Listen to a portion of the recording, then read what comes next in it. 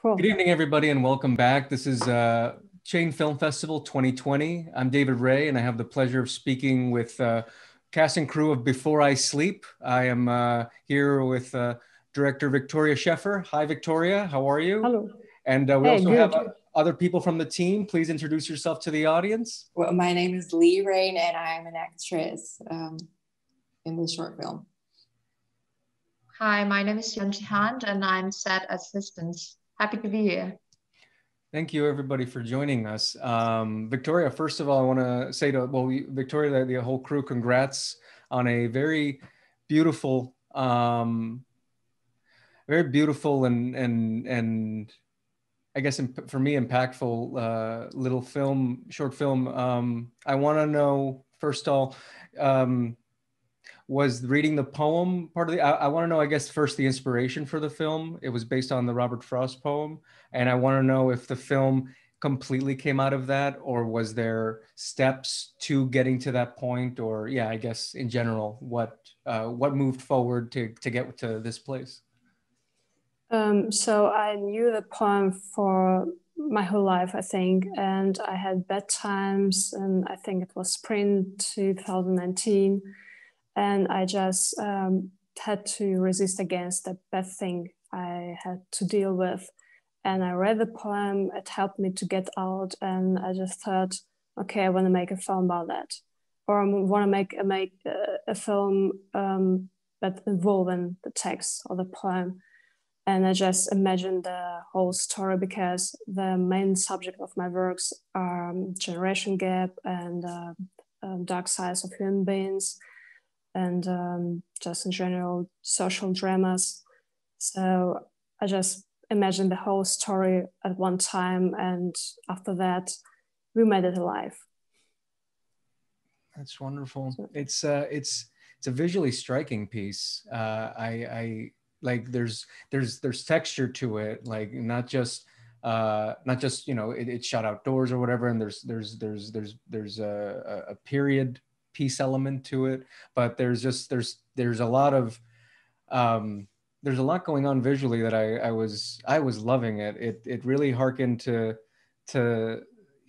some movies that I don't really get to see much here in theaters. Well, we don't get to see much theater now this year anyways, but it really did give me this, I don't know how to say it. It just gave me, it was the film was in here for those 6 minutes. It just stayed there, and it just held on to my gut. So I congratulate you on that, because to do that in a short can be quite the challenge. Where did you, I guess in terms of design and whatnot, where did you shoot? Where was this cliff? Where was the setting of this film?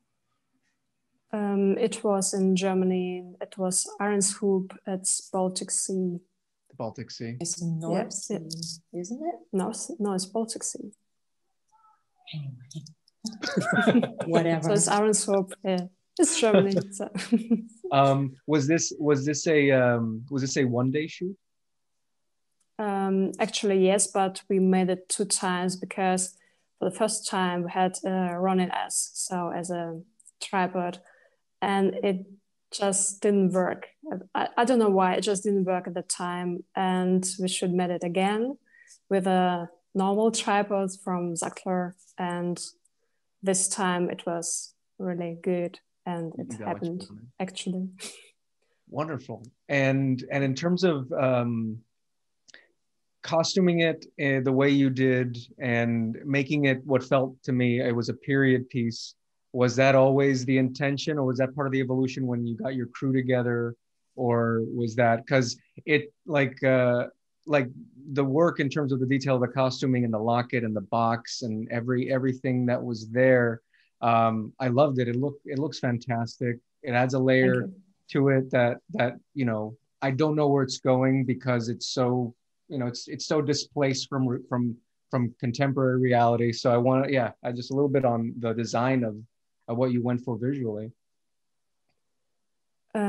So I should first of all say our team is very small. There are only 4 people, and one of us, Danny, he was in England. He's a musician, and he wasn't on set. So the costumes, makeup, that we made it by ourselves. And first of all, that made Yeonji and Lee.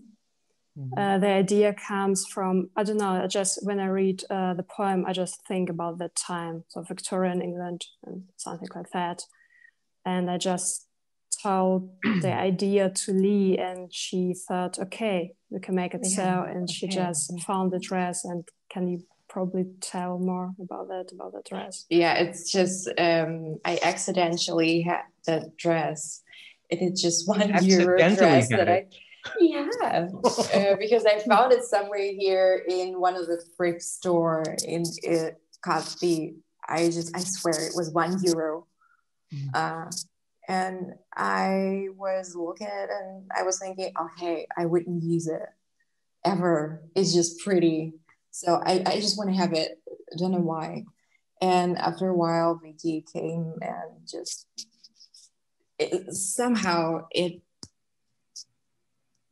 just came together. Really, I don't know how, but it was really accidentally, and it was really.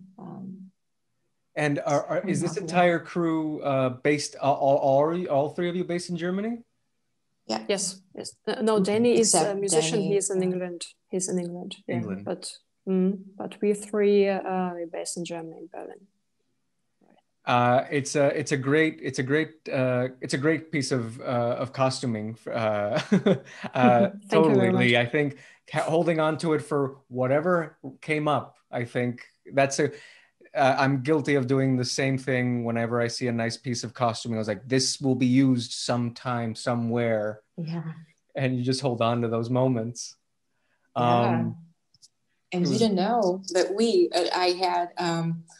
I had to wear a wetsuit on this dress because we had some scenes in the water, and the water in November, it's not that comfortable.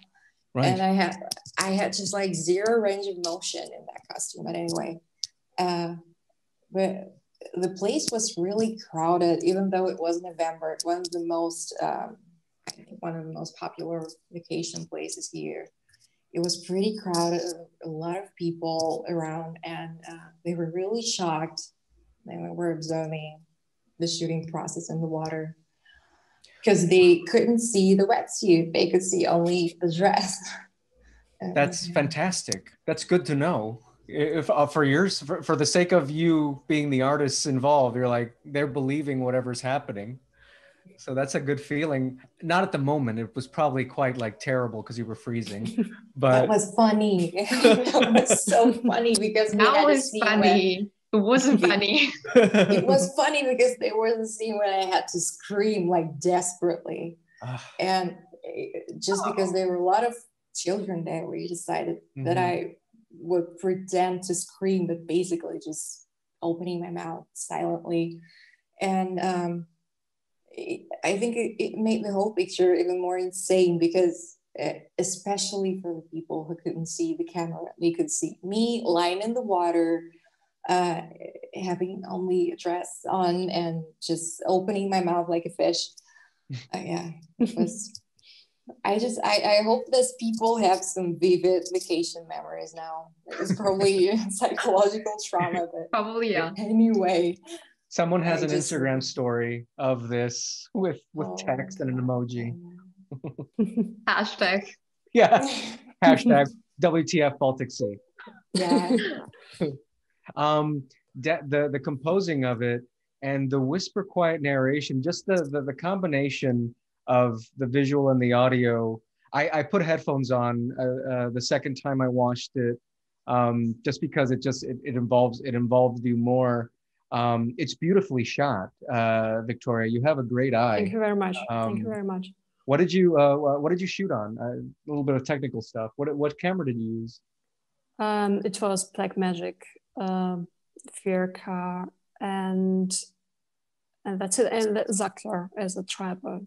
I had not extra light or something like that, just a daylight, because the light is so good there at the sea, and just great. So it was not so sunny, but the light was good. I don't know why, it just worked out. The overcast, I think, really adds to it, like it being overcast and having it sets the mood. I think that I felt as the viewer that that's what you were going for. I think everything in the film is on purpose. So if there's any mistakes, good work, because I don't know them. She's really talented. What was that?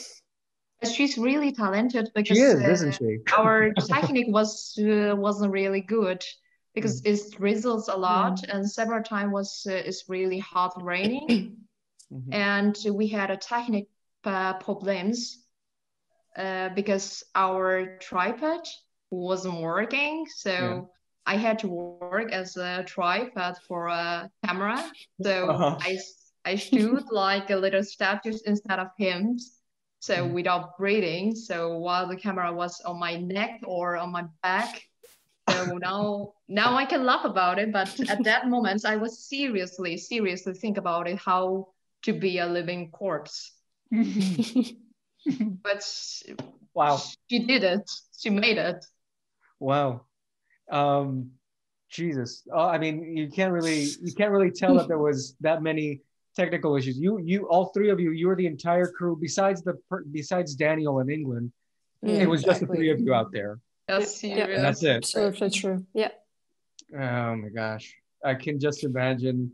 It's not the same because it looks effortless. It really does. And then Lee, you narrate, you read from the poem as you were as this was happening, and that the tone in terms of your work visually was wonderful, and then audibly it was also it was just exhausting in a good way. It was just heartbreaking. So I really commend the entire crew for really bringing just such a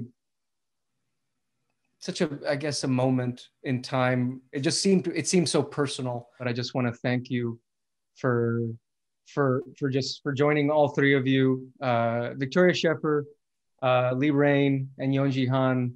The film is Before I Sleep. And thank you for joining us for this talk back on the film Trouble on the Brain Front from filmmaker Hiroaki Mizuno. Sadly, due to some scheduling conflicts, we couldn't have our one-on-one with filmmaker Hiroaki Mizuno.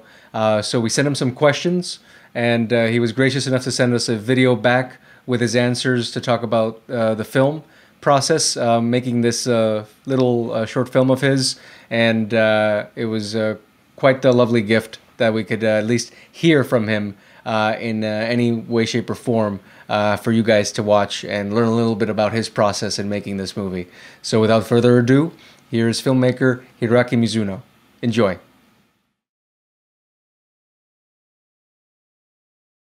The story is 90% of my own real-life experience, and the events in my brain are actually happening in my brain. I've been waiting to film this for a long time. I thought people would find this story interesting, and at the time I made this short film, the influence of COVID-19 was starting to come out in Japan. And I was feeling anxious about the future.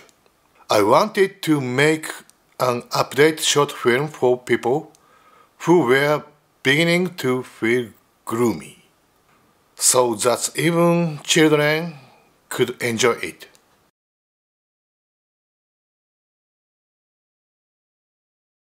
I was easy to visualize, and I personified a lot of the decisions I made in my head. The choreography of the man on the street was equally easy, and I was able to choreograph myself in the past. I asked the actor to play the role 1, 2, 3 times. I'm so happy to be a part of this festival. どうもありがとう. And I'm here with Astrid Perez, director of Agua. Astrid, how are you? I'm good. Happy to be here in this Zoom meeting. Astrid, I want to first congratulate you on a very electric and colorful and exciting movie. I really enjoyed the pacing. I enjoyed the camera work, the editing, just all around the colors, the detail to the culture. And the humor was on point.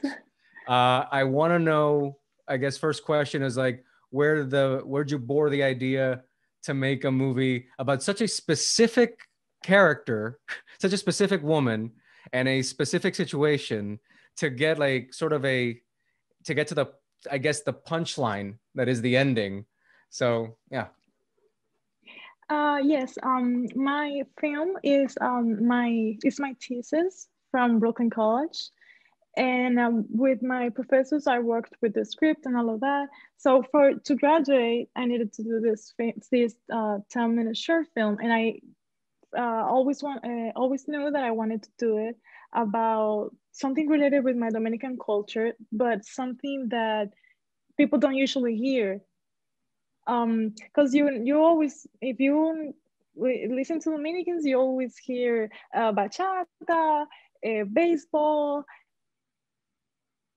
I wanted something more underground. I wanted something like more deeper, and that's something that you like anybody can see over there in the Dominican Republic. Like Panty Water, you can ask anybody, and they'll know, or they know someone. Wow. Yeah. And I always heard about it since I was young, and one day I remembered it, and I was like, oh my god, like Agua Panty. And that's something that is like more known with women like Yudelkis, the main character. Like she's a gold digger, and if you want your man back, that's what you're gonna do. Yeah. Wow. It was extremely funny, the details of at the beginning of the movie in the salon. The friend dynamic was so clear, which is, the friends, she's part of the punchline at the end of the movie as well, a part of the ending. But the dynamic of like how the salon works and how the town works to like get things delivered to you that you need right away, and then the back and forth, I guess the looseness of it was so real. I really enjoyed it. I felt like I was in the salon. It was really nice. And then when after the era Santera.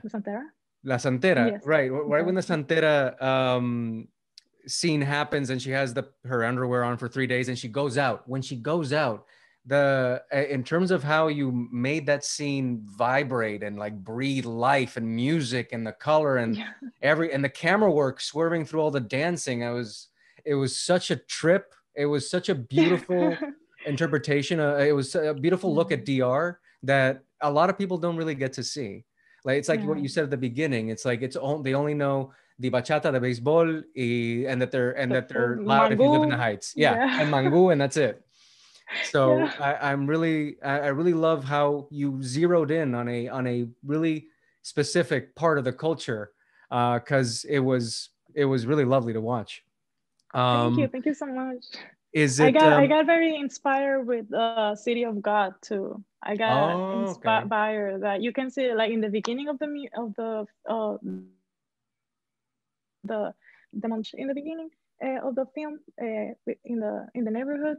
I got inspired in the intro of the film City of God, and also the scene of the Santera. I knew I wanted it to look from one scene in City of God too, because it's very short scene that they like visit a Santera, but I was like, that's it. I'll take it. Yeah. That's awesome. That was really good. And was the entire crew and cast all DR local? Yes. Wow. Yes. That's awesome. Yeah. I knew the cinematographer, Sebastián Cabrera. He is a very good friend of mine from like years ago, since I lived in Dominican Republic because I grew up over there. Mm-hmm. And he is like huge in film, and I told him like, hey, I got this story, and he was like, let's do it. And so he contacted me with the producer, Bonicanto. I didn't know him, but like we became close friends after that. and he's awesome. So my producer Bonnie Canto, he got me the rest of the crew, and I did knew a few people of the crew from before, from when I used to live over there. Oh, yeah. the main the lead actor, she was fantastic. Like she was she was fantastic, and every other character there, like even the sugar daddy, was perfect casting. Yes, everything. The casting was actually it was a hustle completely, because Really? like one character, Charlene, it was my producer who contacted her, because I saw her in a movie, in a Dominican movie, and she was a gold digger too in that other movie. Completely different story, but she was a gold digger. So I was like, I want her, and like my producer contacted her, and she liked the script.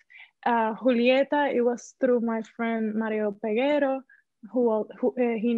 I showed him a picture of how I wanted her to look, and he was like, I know Julieta. And so she also liked the script she was in, and like they go el que están chapeando, and the character of the papichulo. I saw him on another Dominican movie too, and like my friend also like contacted him. Everything was a hustle. Yeah. It sounds like it. How many shooting days? It was 2 days. 2 days. That is a hustle. Yeah. Yeah. That is a hustle. 2 Wow. days. So even like every setup and everything, like the setup of the Santero and the salon, the bar. Everything was in one neighborhood. Right. Villa Maria.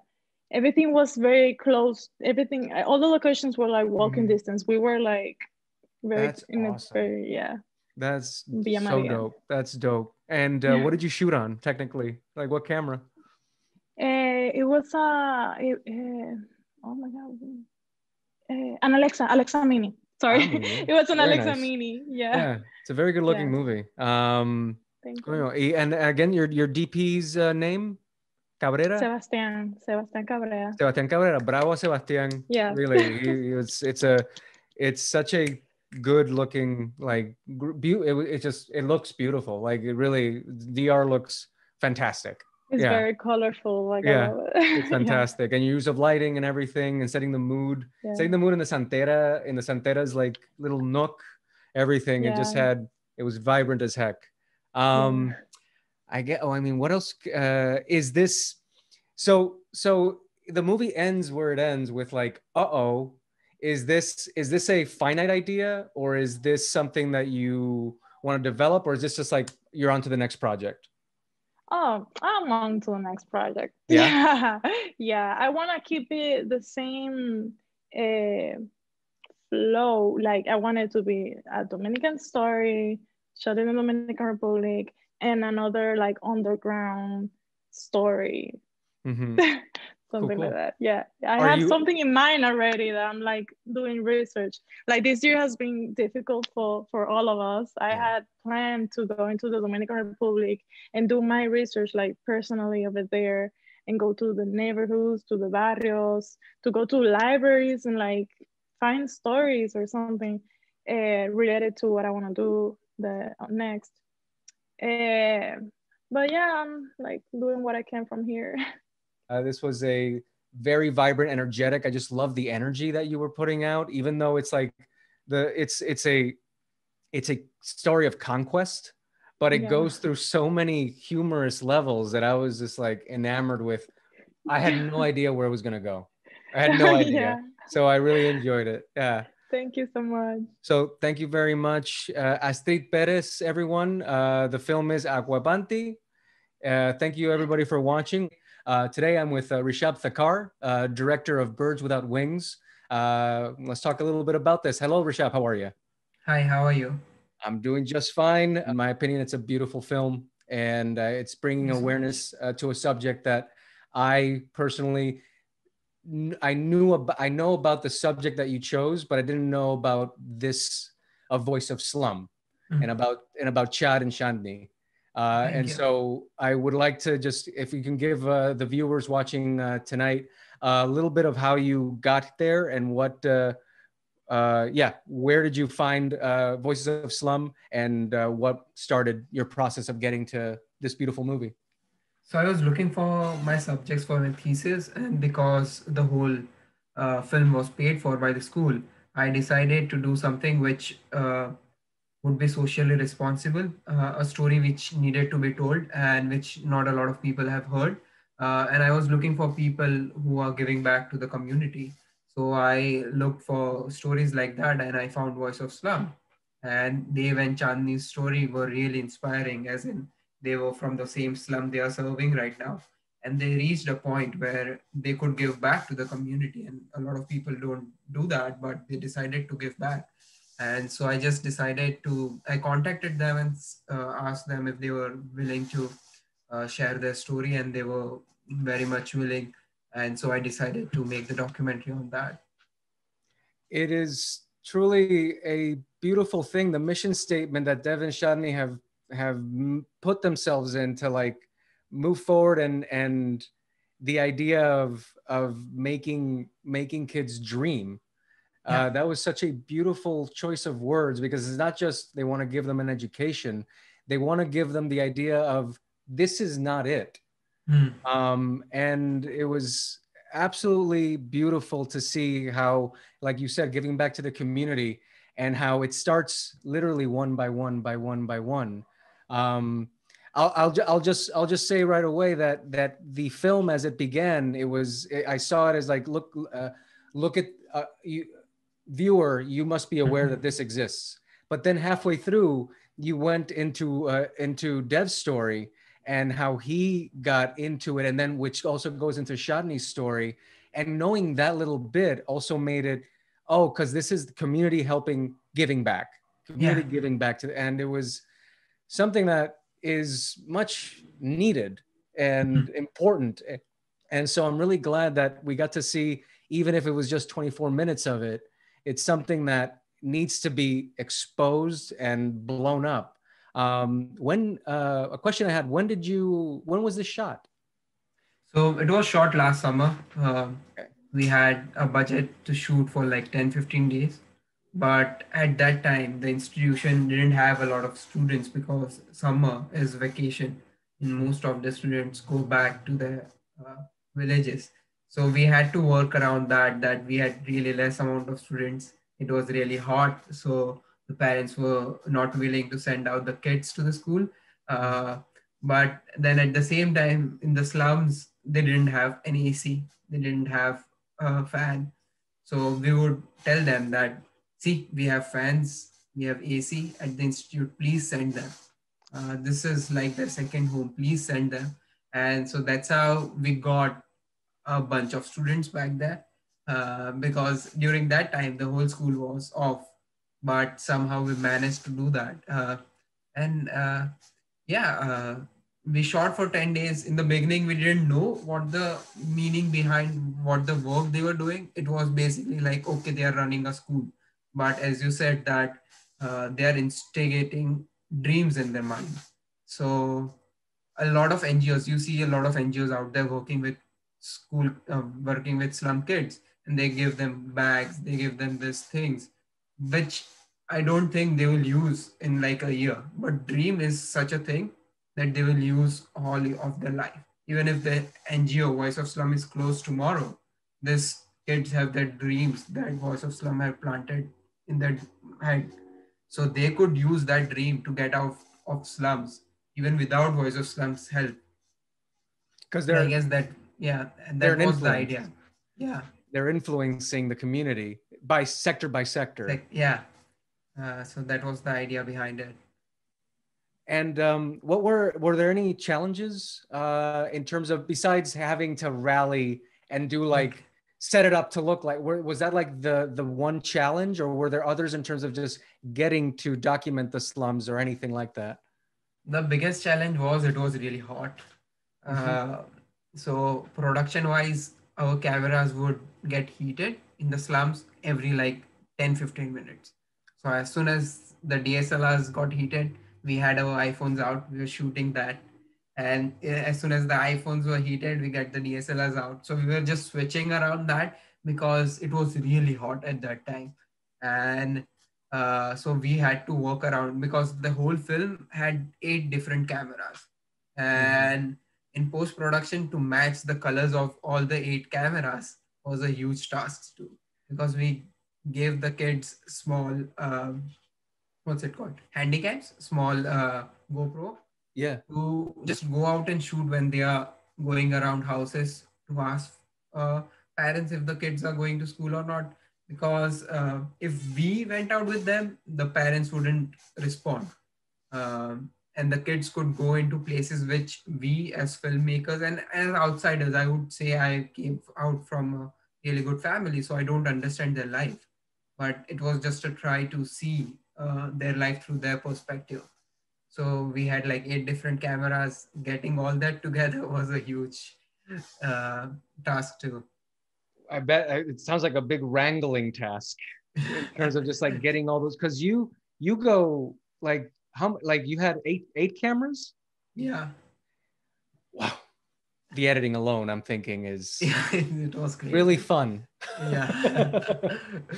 Oh goodness. And now how many kids are at this organization? Like how many kids a year, and how long has Voice of Slum been going? So I guess the Voice of Slum has been around last 6-7 years. They are recruiting more and more kids every semester, and they are not just recruiting them to Voice of Slum, but they are also sending those amount of kids to school and making sure that they stay in school. So even though they don't have huge numbers, which a lot of NGOs say that like we help 10,000 students, 20,000 students, but even though with small numbers, we know that each kid they are helping till he graduates from college. Not just that he goes to school and then it's your life, do whatever you want to do. But as soon as the school kid stops going to school, they go back to their house and say like, why are you not going to school? What's the issue? Let us know. We'll help you out with that. And if you're not going to school, we'll come every day to your house to bug you, to make sure that you go back to school. It's like your parents are telling you to get educated. And because the kids' parents don't have the privilege to tell the kids, they are doing it for them. Oh, I love that. I love that dynamic of nagging a child to get an education. Those moments in the film, because I remember the little girl that was just taking advantage of the situation and not doing it. And then they like having all these where the parents, some of the parents had to say no because they need help in the house, like all those circumstances. And yet the organization insists that, yes, this is important. Hence why they do I love that because of those reasons, they already had an idea of like, we'll make them do tailoring and like home tasks and teach them how to do something, so they can, at least if they have to go home, they will be a better person going back in. Yeah. So because Dev and Chandni also came from that background, they knew what helped them personally. They knew that stealing or just selling something on roads is not going to help them. It's not going to grow themselves. They are going to do that for all their lives. So if they want something, if they want their lives to change, they need education. If education, not in just the sense from books, but practical education, practical knowledge of how things work. What can I get as an education so I can earn tomorrow? And I guess that's the whole idea behind the Voice of Slum organization. And I guess that's why it's so different, that it makes sure that you join not just as a student, but as a family. That's wonderful, man. That's wonderful. Do you have an idea of like where do you see, like you've made this short documentary, is there an idea of like following, checking in, or like what's the future now with maybe you and Voice of Slum? Like what's next? Is there a next? I'm planning to do a feature film on them. I don't know if I am capable of doing it right now, so I'm just trying to work my way towards it. Also, they are building a school for kids who are dropouts, a whole school where if the kids are not getting into regular schools, they can come to Voice of Slum and they can educate themselves. So they are working towards that, and they are also busy doing that. But the whole idea behind this documentary was just to get the word out and hopefully get them some help from people all around the world. And I guess that's been done a bit here and there. And the whole idea right now is to get the film as to be seen by as many people as I can. Absolutely. Rishabh, where are you located right now? I'm in Long Beach. You're Long Beach. Oh, okay. Yeah. You're like right there. Yeah, right there. Yeah. Cool. What's the future now in terms of your personal film projects, and now that you're in Long Beach and whatnot? So I'm working on some ideas. I want to slowly go into narrative also, and I'm looking for new documentary projects like this, which can inspire. I think coming from Bollywood, I want a story out of it, like an emotional story, not just something observing, but an emotional story, because I have that background of Bollywood. And that's why Voice of Slum was so much close to my heart, because it had that emotional arc. Yeah, I'm just looking for stories like that right now, and hopefully I'll find some one day. Yeah. One can hope. I would love to see more of your work, Rishabh. Thank you so much. Where can people find out more about Voice of Slum? They have an page, Instagram page, they have a Facebook page, and they have a website, voiceofslum.org. And I think they have all the campaigns going on up there, and whatever they are doing, because this is, I guess, one thing I really love about this organization is that even if they have a campaign, they provide regular updates. So if you're helping a kid, they are providing that, okay, this kid has graduated here, this is his mark sheets, this is what he's studying right now. And so they are just providing updates for people who contribute to them, that, okay, see, we are using your money, we are using your time in a good way, we are providing you updates, we are not just going to steal from you. And I guess you can always find something going on their website. Wonderful. Voiceofslum.org. ORG, yeah. Copy that. Rishabh, again, thank you for your time. You have a beautiful film here, and a beautiful film about awareness about something that is truly beautiful and needed. It's really, it's lovely. A lot of beautiful and also sad shots. But you have as a filmmaker, you have a really good eye and a good composition, and I really like the editing as well. As a film, it's really well constructed and paced. So again, thank you for your art and your time and your awareness of this wonderful organization, man. Thank you for having me, and thank you for playing my film.